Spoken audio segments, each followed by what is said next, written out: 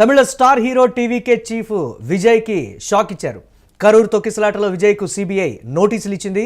ఈ నెల 12న విచారణకు హాజరు కావాలని సిబిఐ ఆదేశించింది. ఢిల్లీలోని కేంద్ర కార్యాలయంలో సిబిఐ విచారణ జరిపేటువంటి అవకాశం ఉంది. నవంబర్ 12న కరూర్లో నిర్వహించినటువంటి ర్యాలీలో తొక్కిసలాట చోటు చేసుకుంది. అంచనాకు మించి ర్యాలీకి జనమైతే హాజరయ్యారు. నాటి తొక్కిసలాటలో 41 మంది మృతి చెందడం, 60 మందికి పైగా తీవ్ర గాయాల పాలైతే అయినటువంటి పరిస్థితి ఉంది.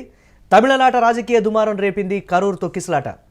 దీనికి సంబంధించి మరిన్ని అప్డేట్స్ మా కరెస్పాండెంట్ వెంకట్ అందిస్తారు. వెంకట్, టీవీకే అధినేత విజయ్కి నోటీసులు కరూర్ అంశానికి సంబంధించి పర్టికులర్గా రావడం ఒక సంచలనంగా మారినటువంటి పరిస్థితి. రాజకీయ ప్రేరేపిత అంశం అని చాలామంది చెప్తున్నప్పటికీ విచారణలో భాగంగానే చోటు చేసుకున్నటువంటి పరిణామం మీద అందుకే సిబిఐ నోటీసులు జారీ చేసిందనేటువంటి మాట ఎలా చూడాలంటారు దీన్ని? ఎస్ మురళి, ఇక్కడ ఏ అంశం అయినా సరే ఇప్పుడు మన రాజకీయాలకు ముడిపెట్టడం అనేది జనాలకు సాధారణంగా అలవాటైనటువంటి విషయం మనం చూడాలి. ఎందుకంటే ఏ ఘటన జరిగినప్పటికీ కూడా దానికి అంటే ఎక్కడైనా తొక్కిసలాడు, ఇప్పుడు కాశీబుగ్గలో తొక్కిసలాడు జరిగింది, దానికి రాజకీయాలు ముడిపెడతారు. తిరుపతిలో జరిగింది, రాజకీయాలు ముడిపెడతారు. లేదంటే ఎక్కడైనా ఎవరైనా కరెంట్ షాక్ తో చచ్చిపోయినా దానికి కూడా రాజకీయాలు ముడిపెడుతూ ఉంటారు. ఇవన్నీ కూడా ఈ రాజకీయాలతో ముడిపెట్టి విమర్శలు చేయడం వల్ల ఏంటంటే అక్కడ ఉన్నటువంటి దాని తీవ్రత ఏదైతే ఉందో ఘటన తీవ్రత అనేది తగ్గిపోతుంది. 40 మంది చనిపోయారు. 40 మంది చనిపోయినప్పుడు ముందు వాళ్ళ నైతిక బాధ్యత లేదంటే మానవత్వ కోణంలో ఆలోచిస్తే మనం వాళ్ళ సంతాపం నిలబడటం లేదంటే వాళ్ళ కుటుంబాలకు అండగా నిలబడటమో చూడాలి. కాదు ఇప్పుడు అతన్ని విచారణకు పిలిచారు. అతను విచారణకు పిలిచినప్పుడు దాన్ని రాజకీయ కోణంలో ఏ విధంగా చూస్తారు అంటే సాధారణంగా అంటే ఇప్పుడు అతను ఒక బహిరంగ సభ నిర్వహించినప్పుడు అతను దానికి ఒక టైమింగ్ ఫాలో అవ్వాలి, లేదంటే అతను ఒక పద్ధతిని ఫాలో అవ్వాలి.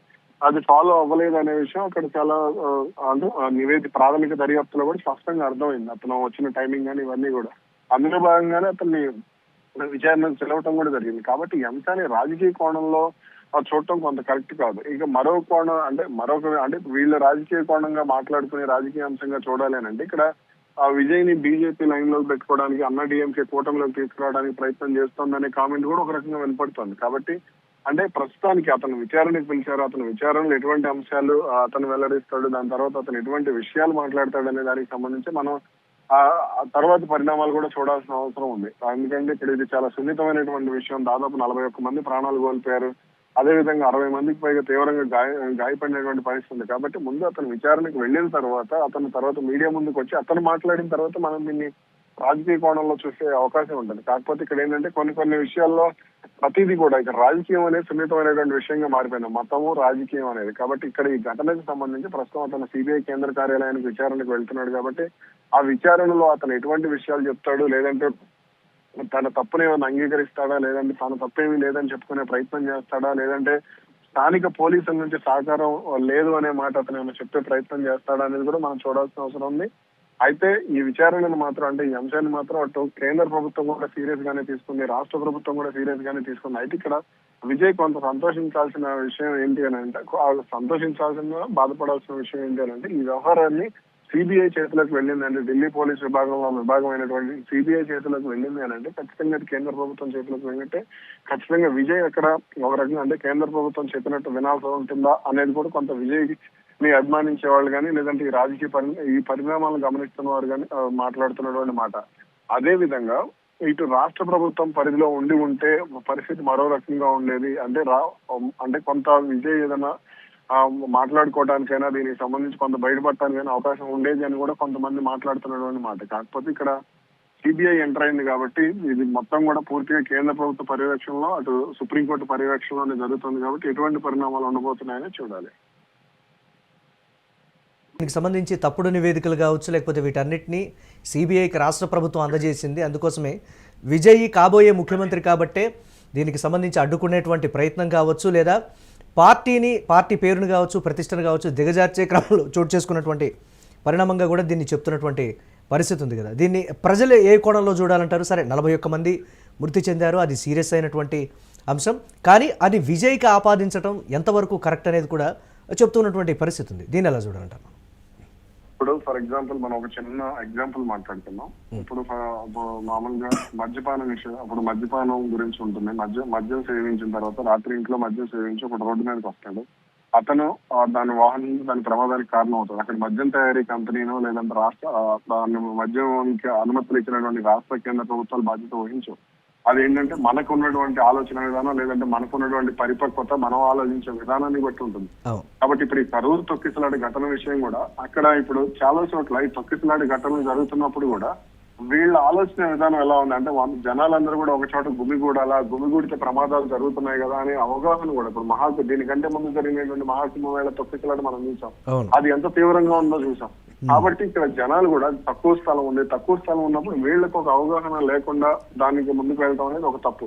ఇప్పుడు మీరు ఇంకొక మాట అడిగారు, దీనికి సంబంధించి అంటే డిఎంకే ప్రభుత్వమే కేంద్రానికి అప్పగించిందని, కానీ ఇక్కడ అది కొంతవరకు కరెక్ట్ కాదనేది నా అభిప్రాయం. ఎందుకనంటే డిఎంకే వర్సెస్ బీజేపీగా అక్కడ ఎన్నిక జరుగుతుంది, డిఎంకే వర్సెస్ అన్నా డిఎంకేగా జరుగుతుంది, డిఎంకే వర్సెస్ బీజేపీగా జరుగుతుంది. కాబట్టి విజయ్ని దారిలో ఉంచుకోవాలి, లేదంటే విజయ్ తప్పు లేదు అని చెప్పేందుకు రాష్ట్ర ప్రభుత్వం కొంత పరోక్షంగా సహకరించే ప్రయత్నం కూడా చేసే అవకాశం ఉంటుంది. కానీ ఇక్కడ ఈ అంశంలో ముందు నుంచి కూడా విజయ్ కు అండగా నిలబడింది బీజేపీ, లేదంటే అన్నా డిఎంకే డైరెక్ట్ గా ఇప్పుడు ఎవరైతే పళనిస్వామి ఉన్నారో అన్నా డిఎంకేకి నేతృత్వం వహిస్తున్నటువంటి మాజీ ముఖ్యమంత్రి ఆయనే కొంత అంటే మధ్యలో ఎస్ విజయ్ ఆలోచన మధ్యలో భారతీయ జనతా పార్టీతో కాకుండా ఇండివిజువల్ గా వెళ్తే ఎలా ఉంటుందనేటువంటి ఒక ఆలోచనకి సంబంధించే ఈ రిజల్ట్ అనేది కూడా ఒకంత మరో వర్గం చర్చించుకుంటున్నటువంటి పరిస్థితి ఉంది.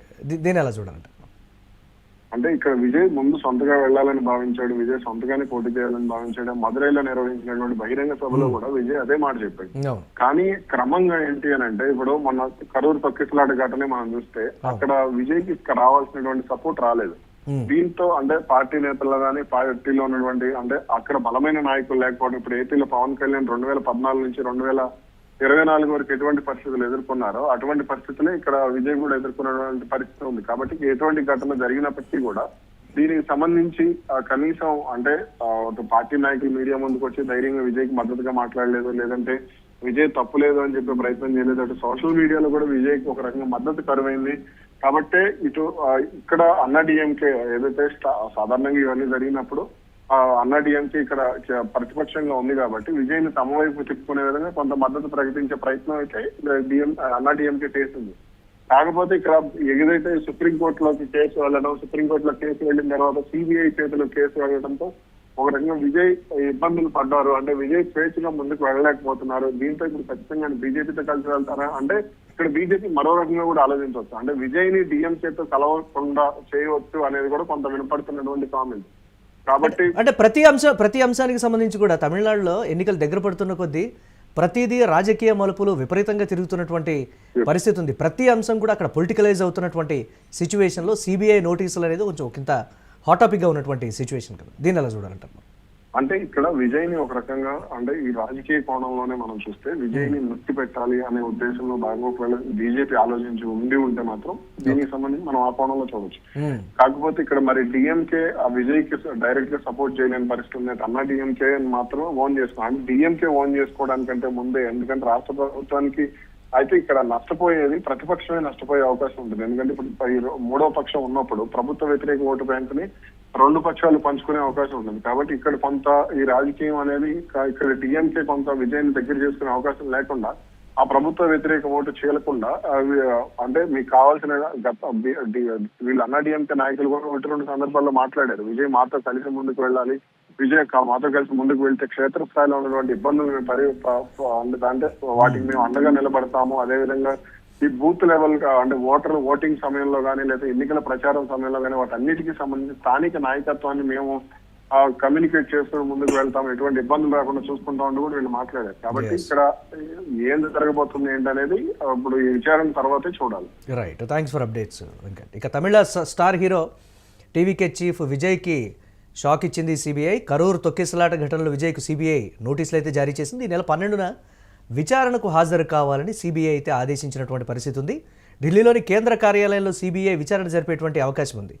నవంబర్ 12న కరూరులో నిర్వహించినటువంటి ర్యాలీలో తొక్కిసలాట ఘటన అయితే చోటు చేసుకుంది. అంచనాకు మించి ర్యాలీకి జనమైతే హాజరయ్యారు. నాటి తొక్కిసలాటలో 41 మంది మృతి చెందడం, 60 మందికి పైగా తీవ్ర గాయాల పాలైనటువంటి పరిస్థితి అయితే ఉంది. తమిళనాట రాజకీయ దుమారం రేపింది కరూరు తొక్కిసలాట. సిబిఐ విజయ్కి నోటీసులు జారీ చేయడంతో ఒకంత పొలిటికల్ హీట్ అయితే తమిళనాడులో జనరేట్ అయినటువంటి బ్రేకింగ్ న్యూస్ చూస్తున్నాం.